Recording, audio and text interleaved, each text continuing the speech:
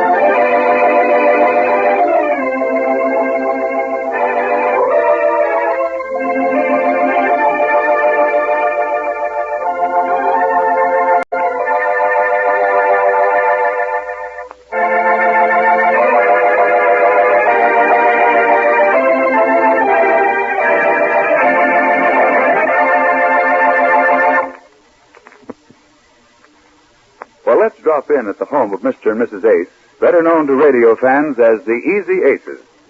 Here we will find Mr. Ace, the patient, long-suffering husband, his wife Jane, with whom he tries to be patient but winds up suffering, and Jane's school-day friend Marge, who lives with the Aces.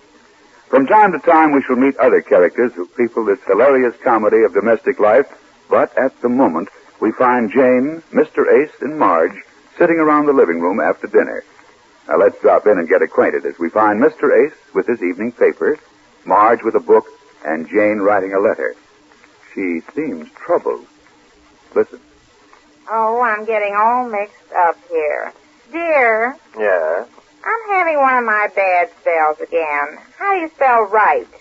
Right? Yes, I got it here in this letter I'm writing my sister, but it looks like I made a mistake. How do you spell it? Well, which right do you mean? Which? How many are there? Right, you know. Well, there's W-R-I-T-E and there's R-I-G-H-T. Which do you want? Either one, just so I spell it right. Just so you spell it right, huh? Yeah. Oh, that's funny, isn't it? Yeah, Just so I spell it right. Did you get that, Marge? Yes, Dad, I think I did. I just got it myself. Well, enough joking around. Yeah. How do you spell it, dear? Well, Jane, how are you using it in a sentence? What are you saying ahead of it? Ahead of it? Let me see. The word ahead of it is last. Oh, last right. Well, that's R-I-T-E. A new one came in. R-I-T-E? Yeah, if that's the way you're using it. Jane, what are you saying to your sister about last ride? Oh, nothing in particular. All I'm saying is, dear Ethel, I'm glad you found time to at last write me. To at last write you. Oh, that last ride. Yes, how do you spell that? That's W-R-I-T-E. With a W? Yes, Jane. Dear, have you been telling me wrong on purpose? No, you said last right. I didn't know what you meant. Besides, you shouldn't split an infinitive that way. Who did? You said to at last write you. To write is an infinitive, and you're splitting it with at last. You shouldn't do that. How do you like that? I asked him a simple question about spelling right, and that's what comes out. Oh. Isn't he disgusting, Marge? Yes, positively revolting. Look, Jane, you asked me this. I didn't start it. I said, how do you spell right? Marge, didn't I say, how do you spell right? You certainly did, Jane. That's all I said. That's all I want to know. I don't want to know about infinitives. I'm sure Ethel doesn't want to know about infinitives. I'm sure she doesn't care if I split them or chop them or make hamburgers out of them. I'm sure she doesn't, Jane. Yeah, I take it back. I'm sure she wouldn't know an infinitive. What are you writing Ethel about, Jane? Oh, I'm writing to thank her for the book she sent me. Oh, yes, that book. Did you read it? Well, sort of. What do you mean, sort of? Well, you know, in a haphazard way, I skipped. No, Jane. Why, Jane, shame on you. Yes, I did. I couldn't help it. It didn't start out good. Oh, I I thought it did, Jane. I thought it was swell. I read it. Well, right away, I didn't like the lover in the first chapter. You didn't? No, he was too swishy-washy. Oh, I know you shouldn't judge a book by its lover, but I don't know what to No, never judge a book by its lover. Jane, how do you judge a book? Well, I don't know. I guess I just judge it if I like it or not. That's the only way I can tell. Well, when do you like it and when don't you? Well, I don't know. Stop asking me so many questions. All I know is I didn't like that book. Maybe the movie will be better. Yes, we'll wait for that. Do you like to see a movie after you've read the book or vice versa? You mean, or read the movie after you've seen the book? Yeah. No, did I say that? I don't know. Oh, I know what you mean, Jane. Personally, I like to see a movie after I've read the book, just to see if the character's the same as I visualized them when I read the book. Pardon? I mean, I like to compare the movie with the characters as I pictured them when I read the book. Oh, I see what you mean, yes. Well, I always picture Ronald Coleman when I read a book. Always? Yes. Who do you? Well, I hadn't thought of it that way, Jane. I don't always picture the same person. Oh, I do. That's why I didn't like this book. I couldn't picture Ronald Coleman. And the things he kept saying to the girl, it was just... Oh, where is that book? Listen to some of these things. Here it is. Pretty bad, Marge. Wait till I find where he says about... Jane, don't start reading the book to us. I'm not. I don't like it. I just want to show you what I mean. Some of those things he says to her. Wait a minute. Oh, yes, here. Listen to this. This is him talking. Is that right? Oh, no, this is him speaking. Yes, that's better, Jane. Martha, you asked me a simple question. What about us? And I can only reply with a question. Is that important? Do we matter? Does anyone matter? Martha, there are moving forces abroad in the world today that will sweep us all into maternity. You see, dear, it's no fun. Hey, let me read that book. That sounds very interesting. Oh, you can read it if you want to, but you won't like it. Oh, Jenny, will so. This book has been selected by the Book of the Month Club. Yes, it would take about a month to read it, too. Oh, You can't even get interested in it. Oh, they don't write books like they used to, do they? Remember the books we used to read? Those were love stories. Why don't they write books like those? Books that made you cry and things like that. Come down to my office. I'll show you some books that'll make you cry. Is that what you do down there, read books all No, day? Jane. Getting back to this book, Jane, well, didn't you think it was well written? Well written? You mean no split infinitives and things like that? Well, I mean... Just a minute, Mark. You see how I learned, dear? Yes, Jane. Excuse me, Mark. Go ahead. Well, I mean, this book has a message. Oh, if I want a message, I can call Western Union. Oh, I see. I'm not getting anywhere with you. Oh, but the books we used to read back home, Marge. Remember? Vaguely, Jane. Oh, I don't. I remember every one of them. Remember the book we read called Marge?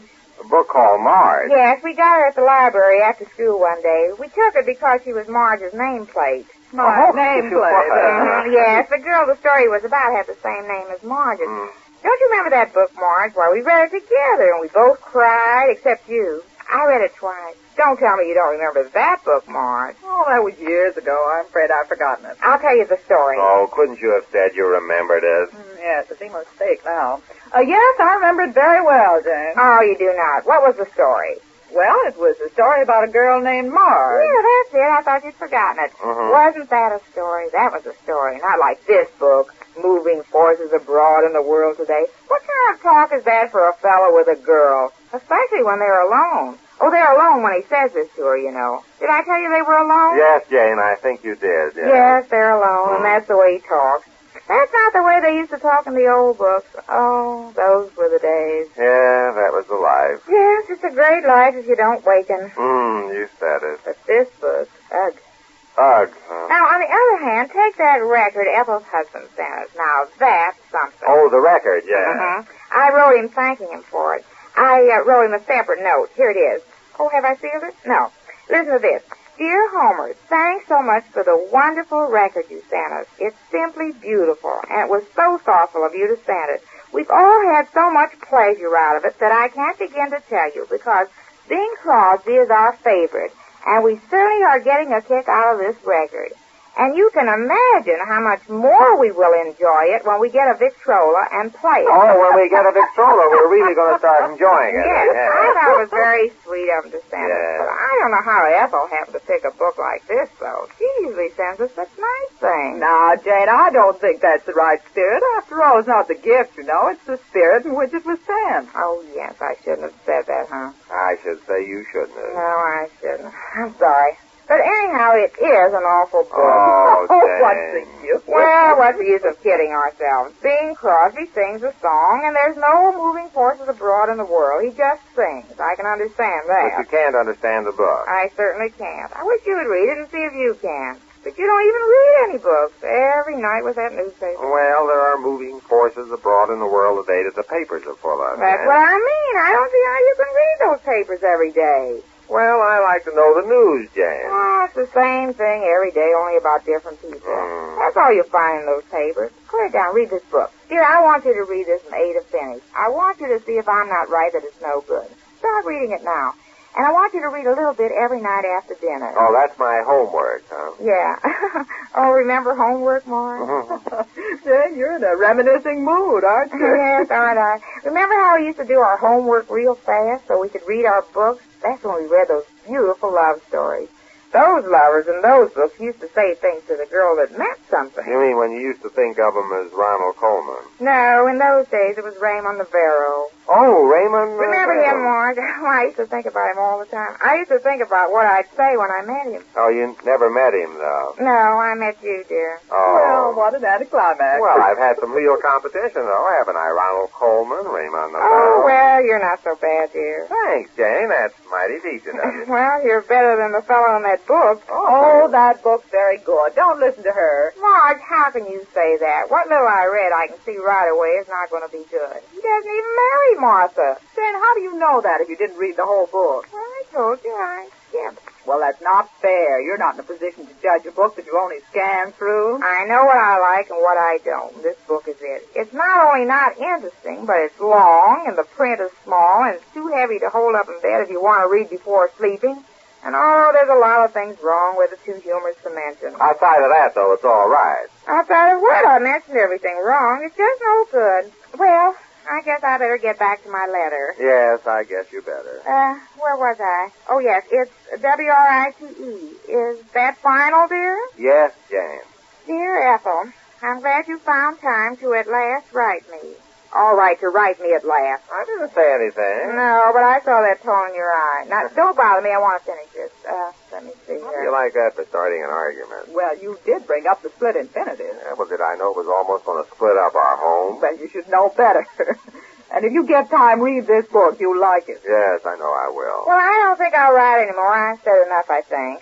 You finished, then? Yeah, I think so. I said, Dear Ethel, I'm glad you found time to write me at last. I want to thank you for the book you sent me. It was simply lovely. And I don't know when I enjoyed reading anything more. What, after all we just went through? That's the spirit, Jane. Oh. But between you and I, it's no good. Jane, between you and me. Oh, I split another infinitive, Marge. No, that's not a split. Oh, is it?